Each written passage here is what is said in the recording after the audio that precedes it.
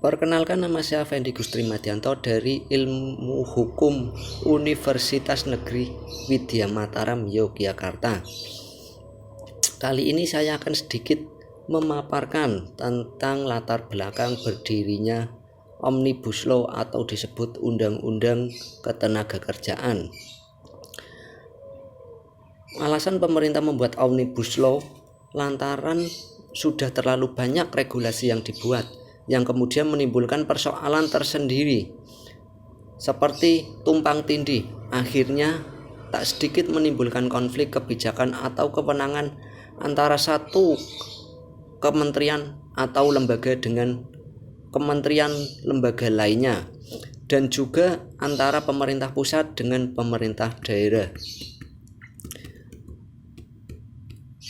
Regulasi yang tumpang tindih ini akhirnya berdampak pada terhambatnya implementasi program pembangunan dan buruknya iklim investasi di Indonesia, sehingga membuat program percepatan pembangunan dan peningkatan kesejahteraan masyarakat sulit tercapai.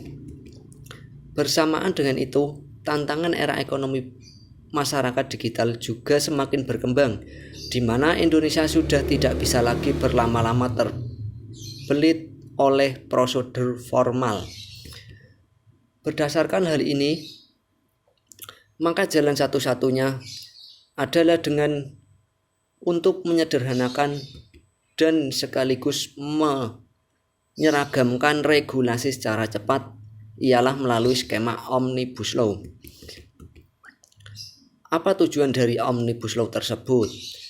Omnibus Law yang akan didorong dalam bentuk 3 undang-undang besar ini: Undang-Undang Cipta Kerja, Undang-Undang Pemberdayaan UMKM, dan Undang-Undang Perpajakan, dapat menjadi alat untuk memperkuat perekonomian nasional melalui perbaikan ekosistem investasi dan daya saing Indonesia.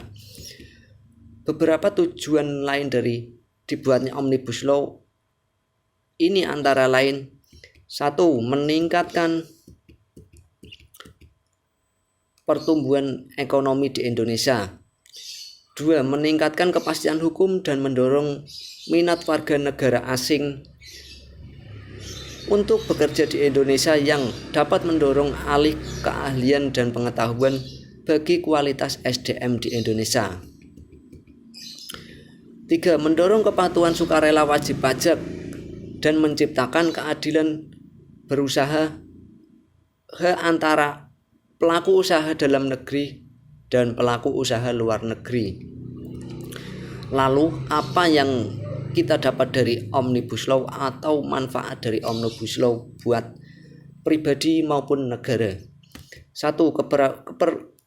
Keberadaan Omnibus Law diyakini dapat memberikan sejumlah keuntungan, di antaranya yaitu: 1. Menghilangkan tumpang tindih antara peraturan perundang-undangan, adanya perseragaman kebijakan pusat dan daerah dalam menunjang ilmu investasi.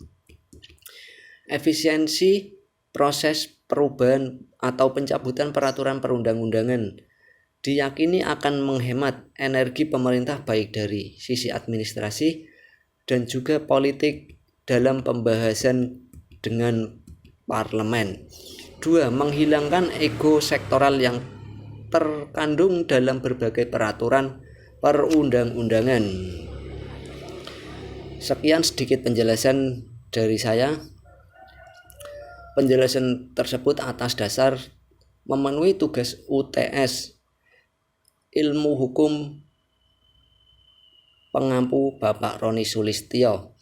Ada kurangnya mohon maaf yang sebesar-besarnya. Sekian, terima kasih. Wassalamualaikum warahmatullahi wabarakatuh.